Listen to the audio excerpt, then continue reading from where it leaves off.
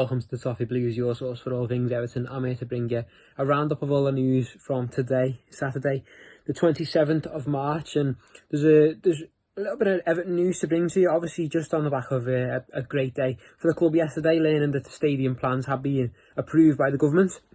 But a little bit more sad news today. Alex Iwobi has apparently contracted COVID-19, which means he misses his 2 international fixtures with Nigeria, and he might not be back for our game against Crystal Palace on Monday the 5th of April. Depends whether he returns a positive test before that game or not, but he will miss out on those 2 fixtures. So speedy recovery to Alex Iwobi. All the best to him. I hope he's okay soon.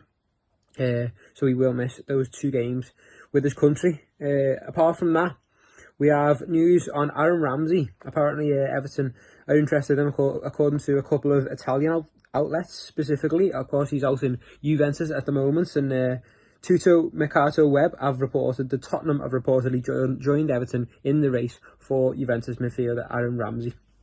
And as well as that, Team Talk reported this morning that Everton will reportedly face a battle with West Ham and Crystal Palace to sign the former Arsenal man. Now, it seems like the Italian press are trying to sell players again, so I'm not sure how much to take from that. But Aaron Ramsey would be a good addition to our squad, I'm sure. He's a good player.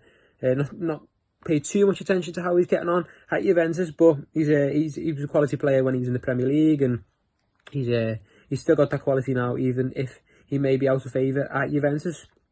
Apart from that, according to Calcio Mercato, once again, Everton and PSG have already started talks over the transfer of Moise Kean. The Italian has made it clear he wishes to stay at PSG, and their director Leonardo was determined to sign him. Everton is said to be wanting €50 million for Kean. I don't think we've set a price tag personally yet. I'm not really sure what's going on with the transfer of Moise Kean as of yet, but here it says the Italian press report that Everton and PSG are already in negotiations. Now, I don't think that's the case personally, but that's what's being reported. So make of that what you will. Apart from that, there's been some news on Robin Olsen today. Obviously, he's been quite good when he stepped in for Jordan Pickford, but he had the really tragic break-in a couple of weeks ago, which may have unsettled him. So we were kind of hoping it wouldn't have affected him too much in terms of wanting to stay on Merseyside. And Calcio Mercato again have said, obviously he's come from Roma.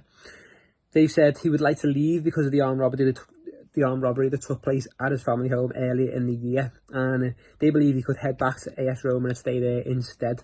Now, Liverpool Echo have spoken to the club, and they understand that this is not the case, that both the club and the player are happy for Olsen to remain on Merseyside. So, conflicting reports there, so I know which one I'd be inclined to believe, but you can make that decision yourself.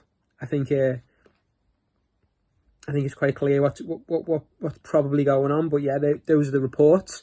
In terms of coukd, he's been a player linked with a move to the Premier League for several years now, and apparently Napoli have slapped a price tag on his head of €50 million, which is a little bit less than what they were demanding, according to the press in recent years. And this is according to Il Roma in Italy. Napoli will now accept €50 million for reported Everton target Coukd. They believe that Liverpool are also keen on the central defender, who has been linked with a move to the Premier League for some time. So apparently he's got a price tag on his head, according to Il Roma, another Italian outlet.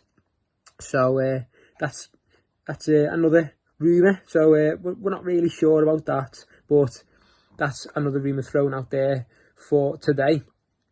And apart from that, we've had some news. Gareth Southgate's speaking fondly of Dominic Calvert-Lewin. He's been given some praise, which is nice to hear. He's been saying, and Dominic Calvert-Lewin's actually spoke out himself as well while he's been on England duty, and he said, the only pressure I really feel is that which I put on myself. I think I'm in a privileged position and I've worked very hard to be here, so I take confidence in that, and I take confidence in the goals that I've scored already this season.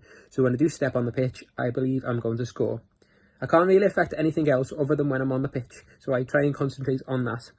And then asked if he had sent a message to Gareth Southgate with his performance. Calvert-Lewin added that I scored 2 goals. Maybe I could have had a couple more, but that's what I'm there to do. I'm there to score goals, so I'm doing my job. And of course, that sounds sounds like he's pretty much in favour with England at the moment, and it sounds like he may well go to the Euros as Harry Kane's understudy. So positive news for Dominic Calvert-Lewin, of course, with those couple of goals against San Marino the other night. So he's doing well at the moment, of course, on the England stage, and they're in action once again tomorrow evening against Albania. So keep an eye out for how he does.